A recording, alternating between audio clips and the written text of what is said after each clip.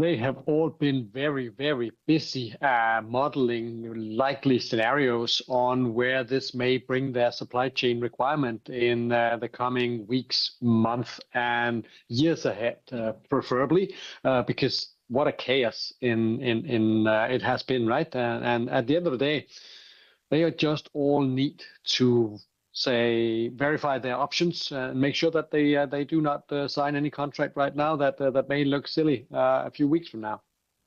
Are you seeing a rush to import goods to the U.S. from other countries, not including China, before the 90 days is up, given that all we know from President Trump at this stage is that he's given a 90-day reprieve to countries other than China? We don't know what's going to happen after this 90 days and whether tariffs are going to come back on the table for the likes of Vietnam, Indonesia, Cambodia, and all the other countries that were initially targeted April 2nd.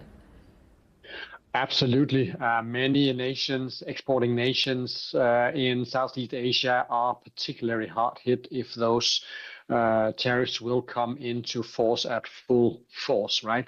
So what we see in terms of shippers acting as they often do during times like this and times like crisis is that they front load to the largest extent possible. And that really push some goods onto the container ships right here, right now, and in coming weeks, depending on how long this pause will actually be.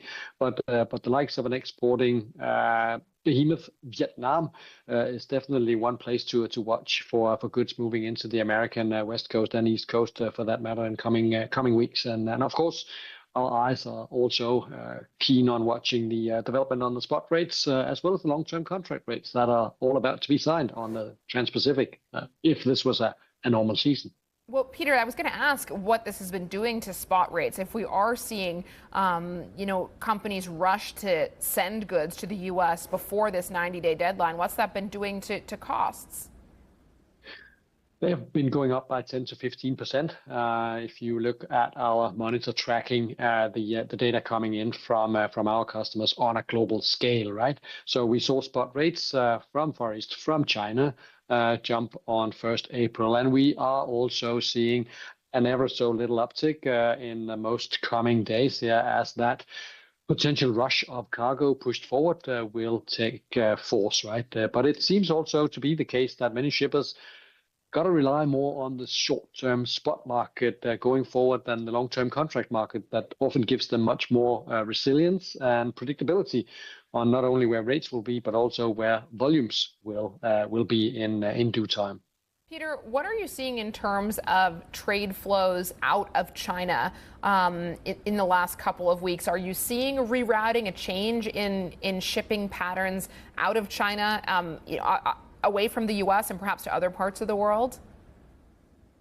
I think in most recent weeks we have heard rumors basically around the global supply chains, in particular out of China, everywhere from bookings almost coming to a complete halt, to cargoes being rushed onto freighters, flying goods across the Pacific at the very last minute, right?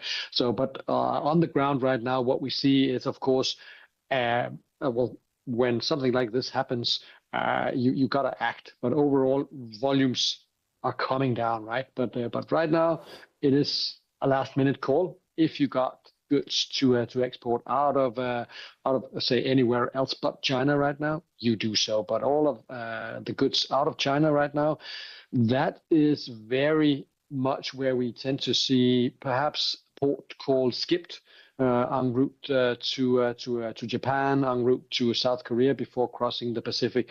So carriers really are also on, well, as much as they can be, on top of the situation. If a lot of bookings fall short in some of the main ports of call, and they may just skip that port and pass on to the next port if that's an option. But it's chaos to some extent, even though supply chains are still rolling, but it's a little bit chaotic also with the flip-flopping politics that everybody's somewhat forced to react to. Right.